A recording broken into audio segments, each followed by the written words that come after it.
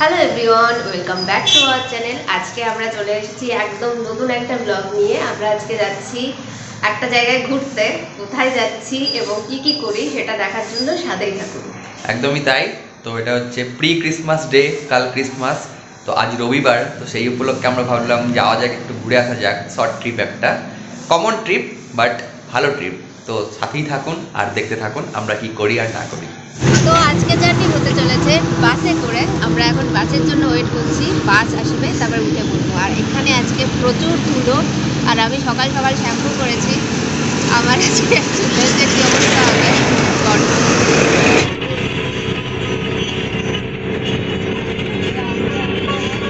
তো বাস থেকে নেমে আমরা এখন চলে এসেছি আম্বুজা মল। এখন আমরা একটা সিনেমা দেখতে যাচ্ছি, the most wanted cinema Dunki দেখতে এসেছি আমরা। তো ডাঙ্কি শুরুতে দেখবো, তারপর তোমাদের সাথেও শেয়ার করব যে কীরকম মুভি, আর তার সাথে সাথে আরও কী কী করি সেটা দেখার জন্য সাথেই থাকো।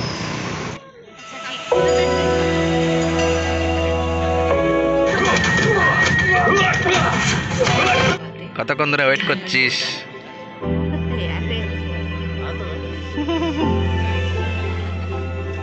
সো ফাইনালি আমাদের ডাঙ্কি দেখা কমপ্লিট হলো। আই ডোন্ট নো মানে কি বলবো, বুঝতে পারছি না, বিকজ ইমোশনাল হয়ে গেছিলাম অলরেডি। ভীষণ একটা সিরিয়াস টপিকের ওপর সবারই দেখা উচিত, বাট আমাদের এক্সপিরিয়েন্স খুব ভালো ছিল।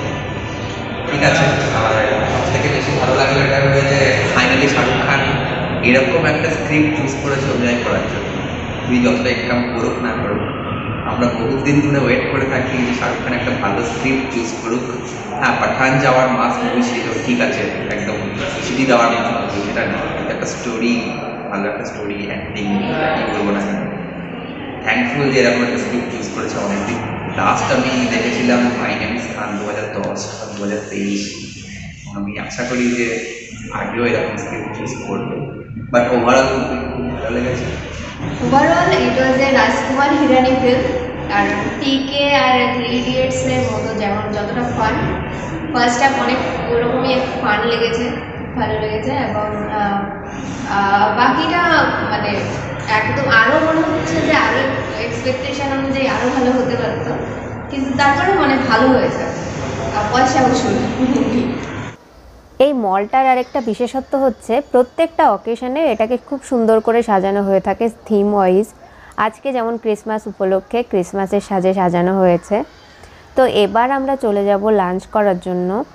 এখানে খাবারের প্রচুর অপশান রয়েছে, কিন্তু আমাদের পছন্দ বরাবরের মতোই কেএফসি। তো চলুন ভেতরে যাই আর খাওয়া দাওয়াটা সেরে নিই।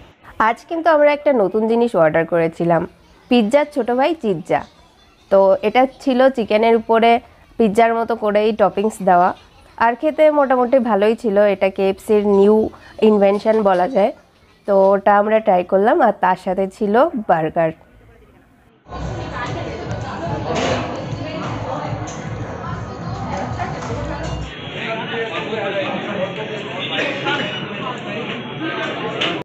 সো ফাইনালি আমাদের আজকের ট্যুর এখানেই শেষ হচ্ছে। আমরা মুভি দেখলাম পুরো দিন, তারপর কেএফসিতে আমরা লাঞ্চ করলাম। এরপর আবার এরপর রাতে গিয়ে আবার কে রান্না করবে, তাই ম্যাকডোনাল্ড থেকে দুটো বার্গার নিয়ে নিয়েছি আমরা, সো দ্যাট রাতের খাবারটাও হয়ে যায়। বিকেল হয়ে গেছে, এরপর আমরা বেরিয়ে পড়বো আমাদের যেখানে আমরা থাকি। একদমই তাই, রায়পুর পালারি পৌঁছে যাবো আমরা। ওখান থেকে বেশিক্ষণ লাগবে না, 1 ঘন্টা 1.5 ঘন্টার মতন লাগবে। আরে রায়পুর এসেছিলাম, রায়পুর বলে ফেলেছি। একদমই তাই।